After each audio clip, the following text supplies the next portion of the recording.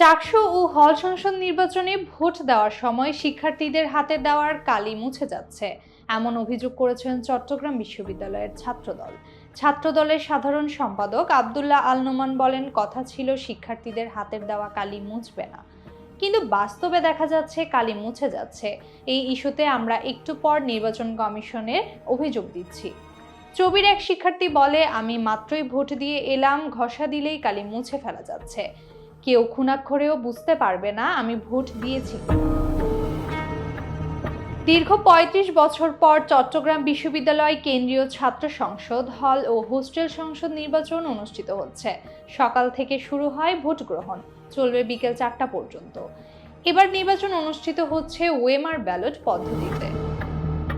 এবারে নির্বাচনে অংশ নিয়েছে মোট ১৩টি প্যানেল। এর মধ্যে রয়েছে ছাত্রদল, ছাত্র শিবির, স্বতন্ত্র, বাম বৈচিত্র্য, ঐক্য, বাংলাদেশ ছাত্র অধিকার পরিষদ, বাংলাদেশ ইসলামী ছাত্র মজলিস, ইসলামী ছাত্র আন্দোলন ও সুফিপন্থী শিক্ষার্থীদের অহিংস শিক্ষার্থী ঐক্য।